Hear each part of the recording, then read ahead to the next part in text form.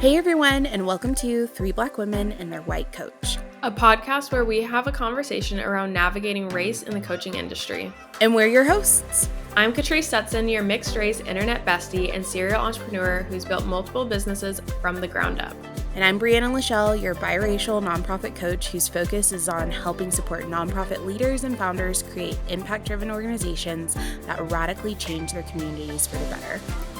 Here at Three Black Women and Their White Coach, we dive into hard conversations centered around racial inequity within the coaching space with softness and grace. Our hearts are to open up these conversations and create a safe space for people to be seen, learn, and create a better, more inclusive environment for all. So pull up a chair, your favorite snack, and a bevy while you yap with your new biz besties as we work to make the coaching industry a place where we all feel welcome and respected. In this episode, we're talking about something deeply personal and often politicized: Black women and our hair. From microaggressions and unwanted touching to workplace professionalism and being told our hair is too distracting, we unpack how our hair becomes a site of fascination, judgment, and sometimes even exclusion. We also share stories of hair joy, self-expression, and reclaiming our crowns without apology. Before we begin, we want to be clear about the spirit of this conversation. The episode is about Black women and our hair, not as a trend, not as a branding element, and definitely not as a curiosity. We're speaking from lived experience, stories of being touched without consent, judged for our professionalism, or asked to explain ourselves in ways that white women never are. That said, this is not an episode meant to shame. It is meant to correct. We're not saying every non-Black coach is causing harm, but we are saying if you've ever commented on a Black woman's hair, stared at it, joked about it, or even meant well, this is an opportunity to listen, reflect, and shift. This conversation is rooted in love and liberation. We believe in boundaries, respect, and showing up whole. So if this is new to you, stay with us. There's space here to learn and unlearn with care. Yeah, so before we really dive in, let's talk about definition, historical context of Black hair. So why Black hair is unique. So typically Black hair is considered coily, curly. It can be locked, it can be braided, twisted. Our hair defies Eurocentric norms. And so the politics of hair have often been enslaved Africans had heads shaved to erase their identities. Cornrows and locks were used for communication and resistance. The straightening comb equaled a survival tool in white spaces once it was created. And the natural hair movement plus the Crown Act was a reclaiming of identity for Black women here recently. Like the Crown Act is so new. So yeah, and then there's the petting zoo effect. So essentially what this is, it's dehumanization versus actual curiosity. yeah. It's not actually, oh, I love your hair. It's, I'm commenting on your hair because I find it to be different from everyone else around. And Black women are usually treated as exotic or othered. And there's this need to constantly educate people on what's literally just hair. Like, oh, how do you brush it? Or how do you take care of it? Or what's your hair routine? There's this need for education. And ultimately, when it comes to the coaching industry in the space, we just want it to be clear, our hair is not a lesson plan, it's not a trend or a piece to be used as a conversation starter. It's a legacy and it is our identity. When we were even talking about doing this episode, I was like, okay, how does this really tie into the coaching industry and the things that we've been talking about? But as me and Catrice was really having this conversation, we realized that hair is such a huge part of Black women history, Black women's identity, that it's in everything that we do, including our coaching and being clients. And so making sure we create a really respectful narrative around Black hair and kind of point out some of the things that has either been said to us or done to us or that we've observed can help make sure that people are more educated and that we kind of help you navigate if you're like fascinated with black hair in like a good way, or if you felt awkward when somebody has touched your hair or commented on it, unnecessarily, and how to kind of have some of these conversations and just express some of those big feelings that can come up for Black women specifically when we talk about our hair. I think my first experience in the online space in the coaching industry was really experiencing, white coaches, long, straight hair, kind of talking about, oh, the best way to be productive and to make sure that you have the ability to create content, because let's be honest, like that's what half of any business coach conversation is content and marketing. Not Yeah. really. Like, let's be It's a real. lot though. It's a lot. But having this conversation of like getting ready in the morning and taking the time to get ready and look, put together. And that doesn't necessarily mean, it has to be super formal or professional, but taking time to put effort into your look. And I'm going to be so real. I will try to go as long as I possibly can, not having to go through the process of brushing out my hair. Like, obviously, there are times where I reach the point where I'm like, I need to, but if Mhm. I am going, like, I don't have the ability with my curls to just Mhm. every morning be like, yeah, I'm going to take the time to look really well put together and polished. It's just Yeah. not, it's not sustainable. It's not realistic for me. It takes me, if I'm doing a full everything shower, doing, a full wash, the scrubs, and doing my full hair care routine, an hour minimum in the Yeah. bathroom. Yeah.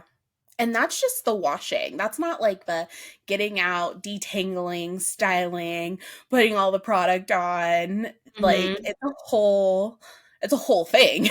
It's a whole thing. Like, we don't just, a lot of Black women who have coarse, curly hair aren't rolling out of bed every morning and being like, yeah, today, every day, I'm brushing my hair. And like, I'm going to put it all together. Like, Yeah. I wish I could. I wish I could. But it's just not possible. And so I think that when coaches are kind of talking to me about, taking the time to put effort in, it's like my effort looks so much different Mm, than my white peers. right. It may Yeah. not look like my hair is fully done. It may look like it's been a bit since I last like got it wet and everything. But I think that there needs to be this understanding, and I want there to be understanding that looking put together and polished and taking time to get ready in the morning looks different for everyone, Right. especially when you have curly hair.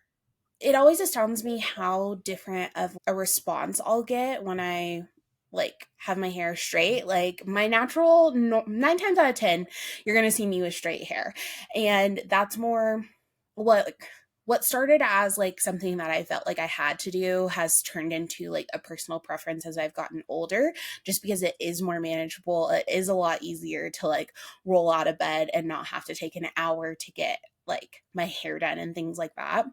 But like anytime that I stray from that, because sometimes I wear like knotless braids, sometimes I do curly, it's always so interesting the response in like professional spaces. So I also have experience like in the corporate world. So anytime that I would go into an office with like braids and stuff, the amount of people who will stop me and be like, oh my gosh, like, wow, look at your hair. And I'm like, I don't know what that means.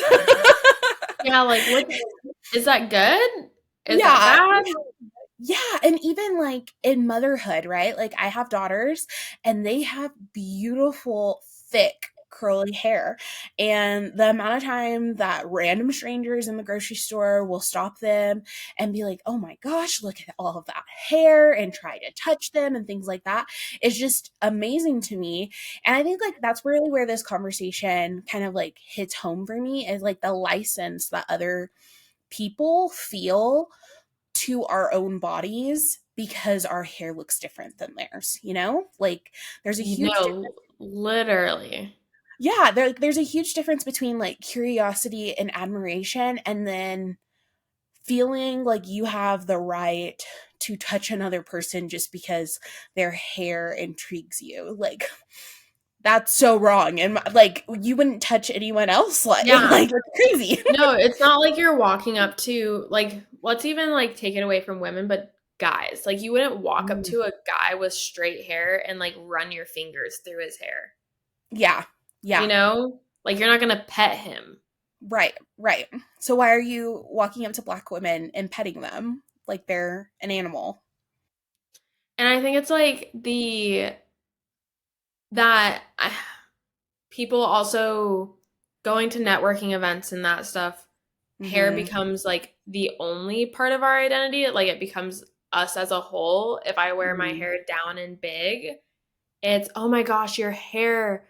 Oh, like that's, I could wear an absolutely stunning outfit and I could have put a lot of time and consideration into my outfit. And I may have just like gotten my hair wet, brushed it out, and Mhm. walked out the door and let it air dry. But it's the hair that gets all the attention. Right. Right. And I'm Which just like, I think hello? it's hard because like we're proud of our hair. Like I think personally, I think your curls are beautiful. Like you have a beautiful curl pattern. Like and I enjoy looking at it, but it's not the only thing about you. And I think that people can get it can something that we can be so proud of can be turned into such a negative thing when that's the only thing that people will notice about us or the only thing that people want to talk about. And just like how like inhuman it can make us feel like we're something to like gawk at versus like a person to have a conversation with or to get to know. And I think like that's really where the lines start feeling muddy, is that like it's okay to compliment a black woman in her hair. Like if she looks good, like compliment her, you know, but like don't make it so much about her hair and how different it is versus like how nice she looks and like the person that she is. And I also like making it about this, like, I don't know if you've gotten this, but I get this a lot. Oh my gosh, I wish my hair was that curly. I wish I had curls like yours. Bitch, do you understand how much I wish I had like naturally straight hair some days? It would be easier. It'd be so much easier. And whenever I express that, Hmm. it's met with, oh, you wouldn't want this. Bitch, you don't understand what you're wishing for. You don't Yeah. understand. And there is like that lack of education, right? Like I can remember even like going to sleepovers in like junior high, and you know like when it came time for like bedtime and like showers and like coming back to like going and taking my shower or whatever, coming back to the room, and they'll be like, why isn't your hair wet? And I'm like, oh, I don't wash my hair every day. And I remember I was with one group of friends and I was like, oh yeah, I don't wash my hair every day. And they're like, that is so gross. And I was like, why? What do you mean it's so gross? They're like, I wash my hair every day. And I'm like, that's great. But just like having that sense of embarrassment for being different and for like people not understanding that like just because what's normal to them doesn't mean that's normal for everyone. And like how isolating it made me feel that they like found it Yeah. so bad, you know? There's this lack of education. I feel like this is something that I'm starting to notice as I dive even more into my hair care and that stuff. And like this year, I was like, I am going to go get a haircut every quarter, and I'm really going to like take even better care of my hair. Not that it was bad before, but like as I've been doing more education around hair routines and that stuff, especially for a wash day, you're not supposed like everyone is not supposed to be washing their hair every day. And this idea that you should be, and if you are, that actually is so bad for your hair. Cause I've had comments like that before where it's like, oh, like your hair's not wet. Like, why? And it's like, well, I didn't want to get my hair wet. Cause we could sometimes. We could. Yeah, we But I could. also I'm not doing a full wash. Yeah. I Yeah. just needed a quick little rinse, especially like for me, it's after a workout. If I'm not someone who gets a lot of head sweat, Mhm. surprisingly, I'm honestly amazed at the fact that my hair does not heat this upper part of my body as much as I think. like would think it would, but it's like I just need a rinse. Yeah. And there I think it's also the lack of education around like true hair care, but as Black women, we that is such an important part of growing up is learning how to take care of our hair and manage Mhm. it and to tame it as best we can because I swear my hair has its own like brain. Yeah. Yeah, for sure. And then just like even like how we talk about hair, like our hair needs and things like that. Like a conversation like that stands up to me from like my childhood is like talking about putting like grease in my hair grease in my hair. And one of Mhm. my white friends very innocently was like, "You put cooking oil in your hair?" And I was like, no, no, I do not. Do not talk You're about like, who is? Because not me. no, I but just like the total lack of education that isn't like it wasn't her fault that she had no idea what it looked like to have black hair or to take care of black hair, but just like how different it is and that like conversations like that can get so construed and like how Mhm. do you even like begin to explain what hair grease is to someone who's never experienced hair grease, you know? Yeah, no. And it's hard because I feel like there's so again, it's that education around like just hair care because Mhm. now it's very popular to oil your hair Mhm. as like anyone. I feel like that I growing up like we had the grease and the oils and stuff for my curls, but I never saw my friends, putting oil in their hair. Right, Where right. now it's like part of I see it on TikTok on the trends and what's popular and aesthetic is like, doing the messy bun on your oil day and that stuff where now it's starting to become a little bit more, I'm going to say mainstream, where Right. growing up cooking oil? What?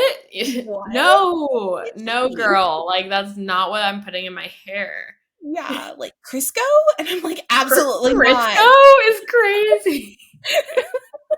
And it's like but it makes sense because when we think about it, like I didn't start seeing women in a professional sense wearing their natural hair until like maybe 10 years ago, right? Like it Yeah. wasn't normal for me to see black women with their curls, with braids, with locks, even especially locks.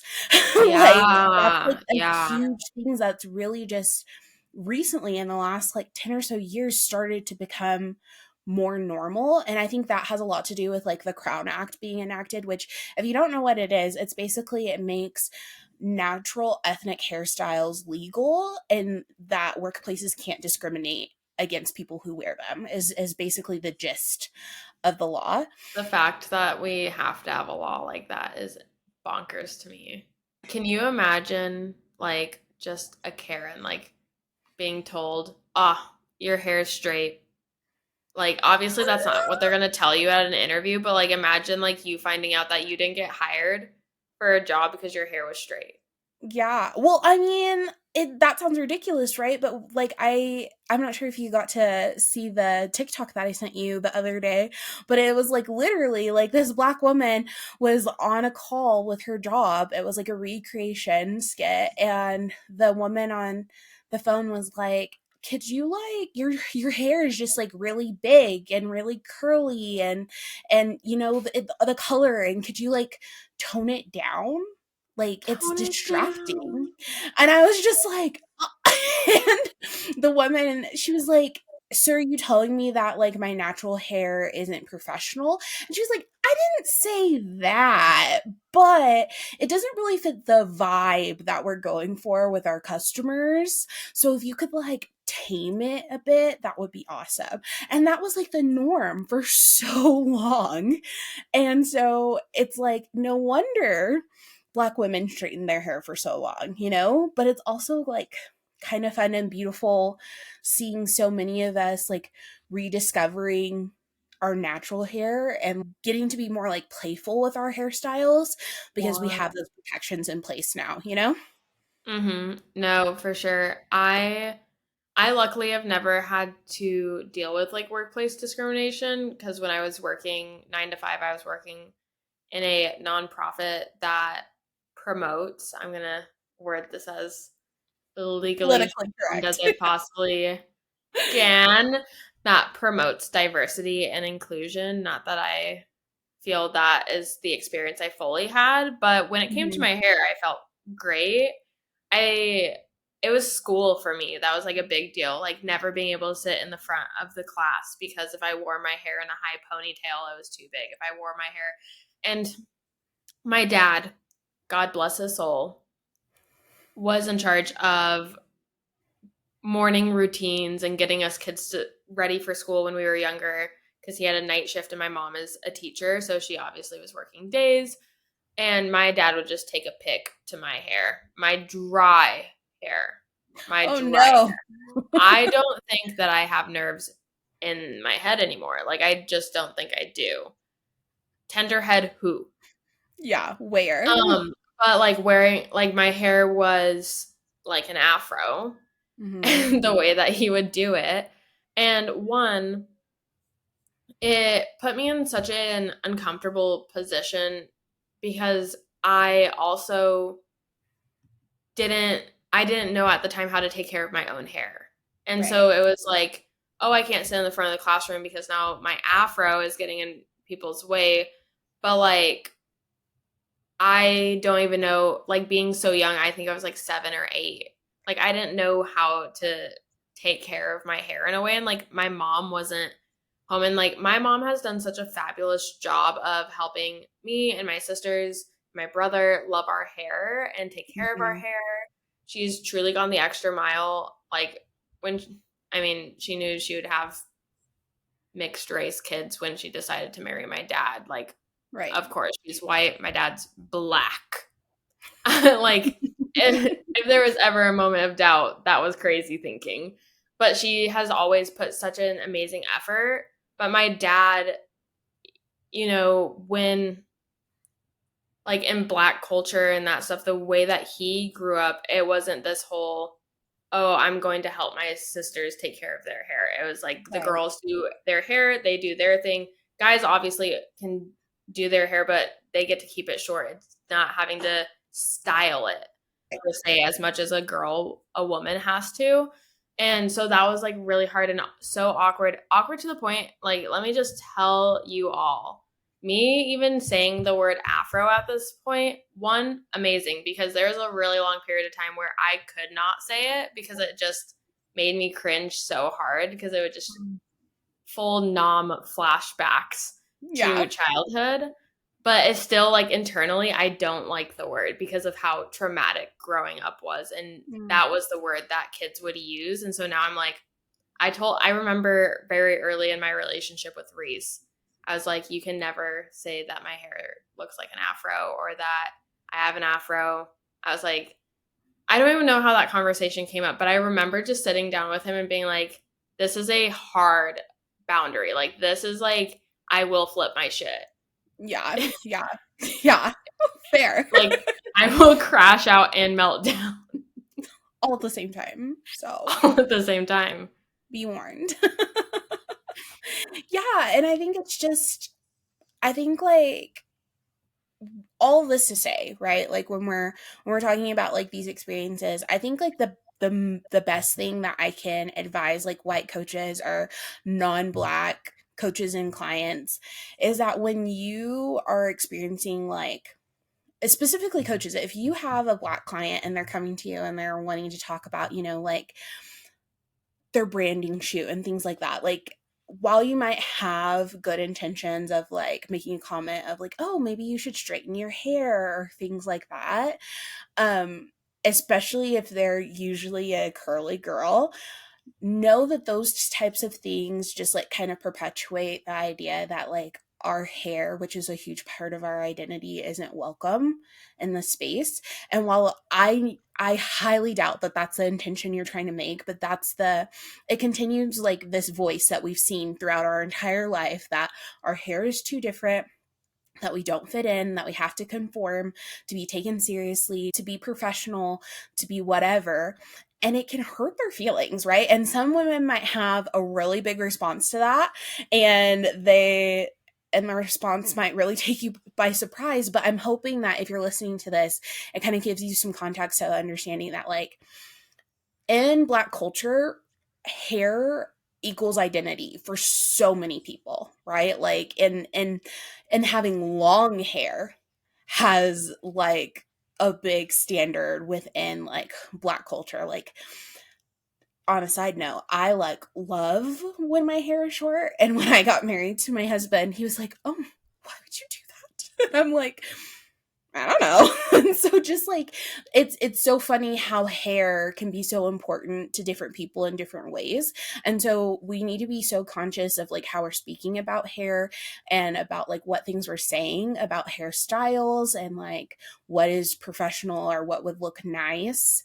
To just be conscious of like those internal feelings that you could be bringing up and like what it means to the person that you're talking to is like the big thing. Because, like, words hurt and, like, they Yeah. have such an impact that, like, Brianna keeps her hair straight primarily. My sisters straighten their hair really regularly. Like, they go get theirs professionally done once a month. I don't know about Yeah. you, Brianna, but, like, my sisters go, like, they don't do it themselves anymore now that they have big girl jobs and have money to go have someone else do it for them. It's But easier. I remember my sister once telling me that a boy told her that he preferred her hair straight. And since then, I can count on one hand how many times I've seen my sister's like natural curls. Like, it's so, like, she's so quick to re-straighten her hair after taking like a shower and doing a full wash Mm, that, like, there's not even a moment for other people living in the house, like when I was to living at see. home, to even see her Yeah. curls. Like, it Yeah. does so much damage.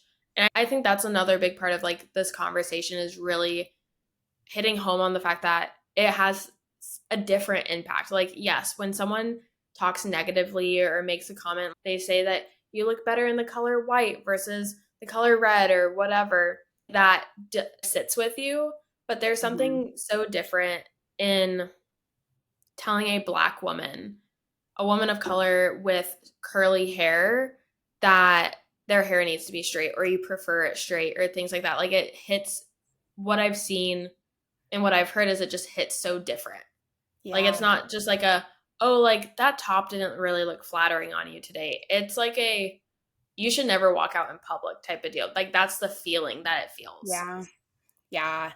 Yeah, like, even I have some branding photos with, like, braids, and I was working with a phenomenal light coach who really was just, like, a great model of, like, how to do this well. I was working with this amazing coach at the time, and I was telling her, like, I had gotten my hair done, not really planning out that I was gonna have a branding shoot right in the middle of, like, how long I would have these braids. And then as my shoot is coming up, I like full panic. Like, I'm boxering her, like, oh my gosh, I have braids. I didn't remember. Like, do I need to take them out? What do you think? What are people gonna say? And she like very lovingly was like, Brianna, you look beautiful. And if you feel good and confident in those braids, then anybody who has a problem with them shouldn't be your client anyways, because you don't want to work with people who don't care about you as a person, no matter what your hair looks like. And it was just so kind and so like, and she's like, and I think they're gonna look great. And so then after, like, I ended up keeping them. I had a great shoot. And then when I uploaded, like when I sent her the link to see all the pictures, she just encouraged and just like gushed over how beautiful the I pictures love were and that. how great it was. And it was just so affirming, especially because she wasn't a Black coach. I don't know if she like what Black people are in her life regularly or if she understands like the association, but just how much care and like consideration and just like assurance that she gave me was so kind and so thoughtful and was like so impactful that like gave me the confidence to like do it, because it could have gone the opposite way, right? And that would have like scarred me when it came to like branding and coaching and like how I showed up in the space. But like her affirmation was so impactful for me. And so I think like that's another thing that like you can make such a huge difference in your client's life by like affirming whatever their choice is, whether they decide to wear it straight, whether they do it curly, braids, locks, whatever.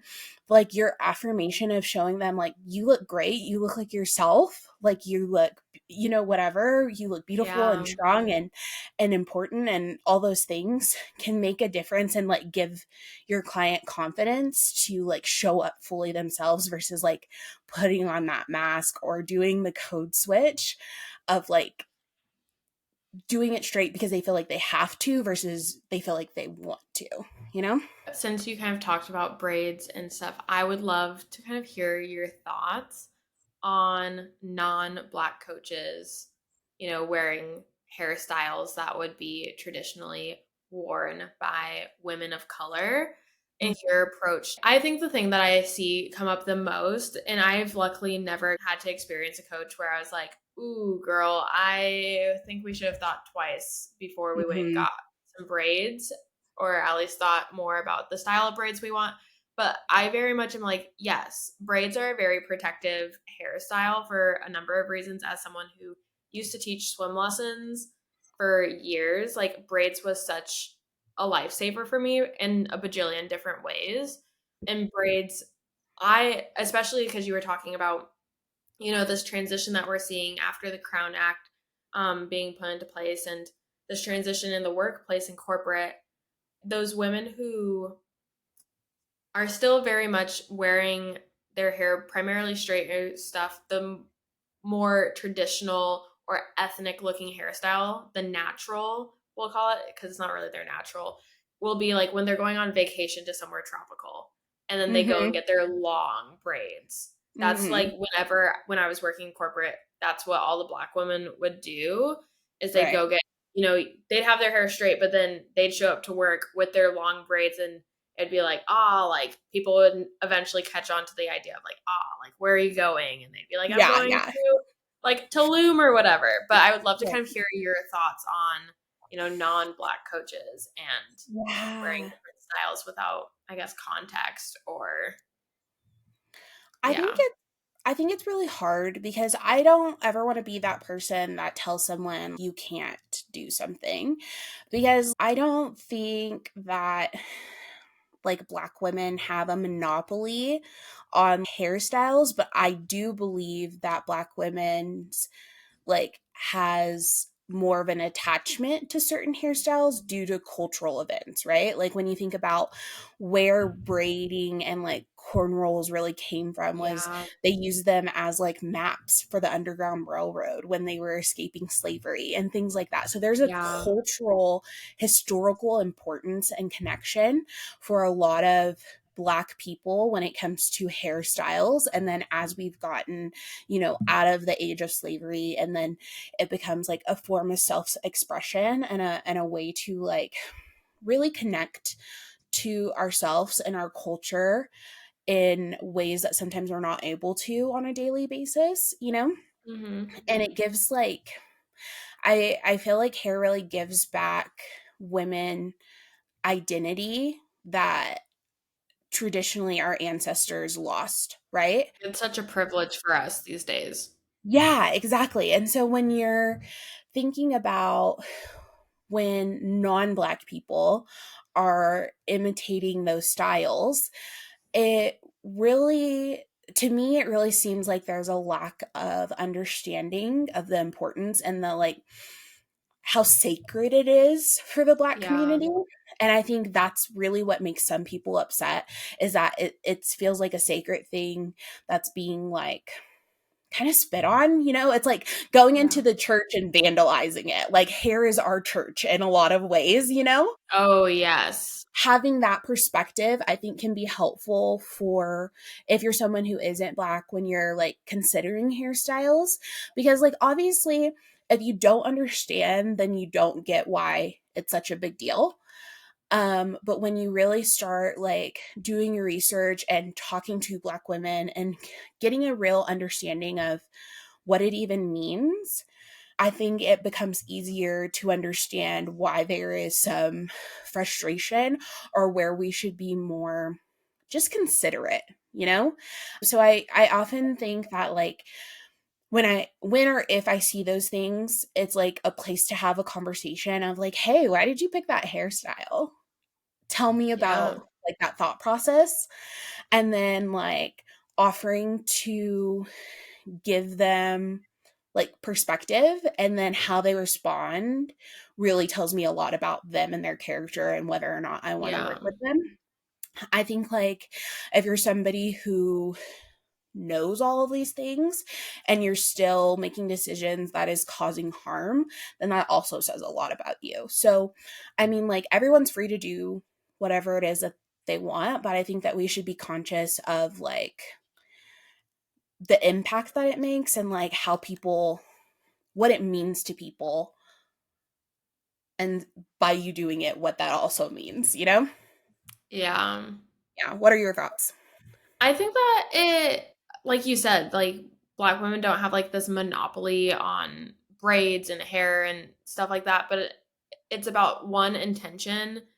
And, sometimes people make mistakes. You just are like, Right. oh, I'm going on vacation. I see other women wearing their hair like this, that type of deal. But it's really looking at context. It's like, for instance, looking at the N word or the F word when we are talking about the LGBTQ community. Like there's just some things that out of respect you just don't say. Right. Right. And it's not about like, oh, like, well, they get to say it, so I should be able to. And I think that it sits in this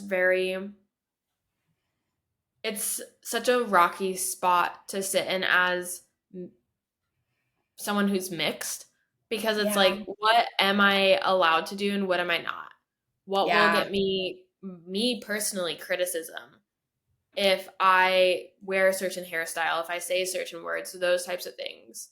Yeah. And I think that if it's something that I myself have to sit and debate and like wrestle with myself on, if you are white, you should really like Really that think should be a about it. moment to pause and really consider. Yeah, yeah, no, I agree. Cause like even like I didn't start wearing braids until I was in my 20s, right? And even when I was doing it, like my husband is really who encouraged me to try. We both have a mutual friend from high school who braids, and he was like, "You should reach out to her. She would do it for you." And I was like, "But can I do it? Like look at me. Like if you're watching the video right Yeah. now, like, look at me. Can I do it?" And he was like, "Girl, yes, you are black. It is fine." And I'm like, "Well, everybody thinks so." And like that was like a personal insecurity that I had to work through.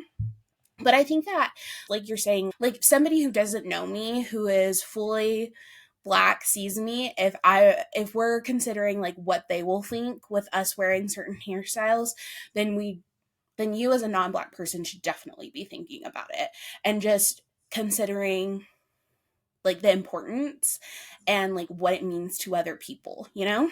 With that conversation, I thought it would be a good time to talk about like how we can show up respectfully and things that our white and non-black people could do or could do better. The number one, like don't touch it. Don't ask. Don't just don't touch black women's hair. We are not a petting zoo. We are not up for you to explore. Like don't touch. It's not cool. It's not kind. I think another good just practice is like maybe don't make our hair a topic unless we bring it up first. So like if your client or your coach comes in and is like, "Girl, I just got my hair done. What do you think?" Then like, yeah, chat about it, you know? But like if she doesn't bring it up, maybe just find another thing to talk about, you know? Asking things like, you know, how long did it take? Like, oh, is it a wig? Is that your real hair? Oh, is it your real hair? Or like, where did you get it? My head, homegirl. Or my like least favorite is like, "Oh, is that your hair?" And it's like, Yeah. "Well, I bought it. So like, yeah, sure, it is my hair. Technically, I own it." Like those types of statements are like really insensitive for one, inappropriate, I would say personally, and just like it makes a spectacle out of something that doesn't have to be, and it like really highlights your lack of understanding of like black culture and like black hair, you know? So unless like they're really like offering up some of that information and is like wanting to share with you, I don't really think it's an appropriate topic for you to be bringing up if you're not a black woman, you know? Yeah. And then also, I think it's like going back to the conversation we were just having, like wearing styles that are born from oppression probably isn't a good idea for you to do. And I think that's like, we can leave it there, but I think it's something for you to consider. Like, if the hairstyle that you're wanting to have is based out of an oppressive practice that the people who were oppressed created for them, maybe that's something for you to consider if it's appropriate for you to wear. Yeah, for sure. And for our Black women who are listening, I think some really big things to remember is one, you don't owe anyone an explanation. I think that so often we get put in these positions where we feel like we need to explain our decision for why we styled our hair, why we did this or that with our hair, or why we don't want to do X, Y, or Z with our hair. Because, there is that push for like, oh, you should straighten your hair or you should do X, Y, and Z. Like, we don't owe anyone an explanation. Like, Right. no is a full sentence, or I don't want to talk about this, or let's change the topic. You Right. don't owe anyone an explanation. And if it rubs people in such a wrong way that they are like, oh, that was so rude or disrespectful that she doesn't want to talk about it, like, consider the rooms that you're in. Because that, how people respond to that boundary says so much Yeah. about how they view and care for you.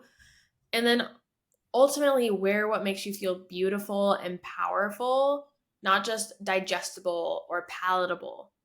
Yeah. Like, it took me such a long time to get to a place where I love my curls. Reese has never seen me with straight hair. We've been together for almost 4.5 years, and he has never once seen me with straight hair. And I to be in such a place where I'm like, yes, I feel great. One is such a privilege. I know that Yeah. because not a lot of women get that. But when you are reach this place, like, if that feels powerful and beautiful to you that your curls are what you want to wear, like, it does not matter what anyone else has to say. You are gorgeous, you are beautiful, you are sexy. Let your Yeah. confidence shine through, because you were talking yourself up in the mirror. You were like, "Damn, look at my curls." Like, if you were saying that, like, take that energy out the door with you. Right. Right. And truly there is no right way to be professional when the standards weren't built for us. Like, the bar was set, and it was not set with the like intention of, oh, black women being in this space, curly hair being Right. in this space. That's why it took so long, and why we even have to have the Crown Act. Like, let's be Right. real. The fact that we have to have a law in place that says we do not, like, we can't be discriminated against. The Right. bar was not set for us to be able to achieve it. And so really, I think redefining what success and professionalism means to you and holding true to that and honoring yourself in that is really Yeah. big. For sure. Yeah. Because, like, the fact of the matter is, we don't change our hair for trends, we change it to be ourselves. And that's not anybody else's business. It's our birthright. And we have the right to show up however we feel most authentic and however we feel most beautiful, whether that's with straight hair, curlies, locked up, braids, knotless, whatever that looks like for you, you deserve to be able to do that. And that's just and you deserve to be able to do that without other people commenting or making a spectacle out of you. So, and it's okay to tell people, that wasn't appropriate, and to demand like respect in spaces that you're in. Yeah. Brianna, I think they're ready for a heart check. All right. Okay. So I want you to consider today, how have you policed your own expression to stay safe in white spaces if you're a Black woman? What would it look like to show up fully, starting with how you wear your crown? And then for our white and non-Black women, I want you to think about, how have you responded to Black women's hair? Um, and what comments have you made that you would like to do better in the future? And where are maybe conversations and apologies that you could have right now? Even if that Black woman didn't make a big deal of it, I think the amount of like respect she would have for you to come up to her and say like, hey, I listened to this podcast and I realized that some of the things that I said to you might have been hurtful. I just wanted to apologize for like making your hair a spectacle. I would probably burst into tears if somebody like walked up to me and said that. So just considering like how you're making other people feel and where you can do better in the future, I think is a huge win. Ah, that's perfect. Well, that's a wrap. We're 3 Black women and their white coach, and this conversation has just begun. Friends, thanks so much for joining us today. We've loved getting to spend this time here with you, but don't let the conversation stop here. Drop us a message or connect with us on social media. All the details can be found in the show notes, along with some great resources to help you on this journey of helping make the coaching industry more inclusive. Until next time, we're 3 Black women and their white coach, doing the work, holding the space, and building something better.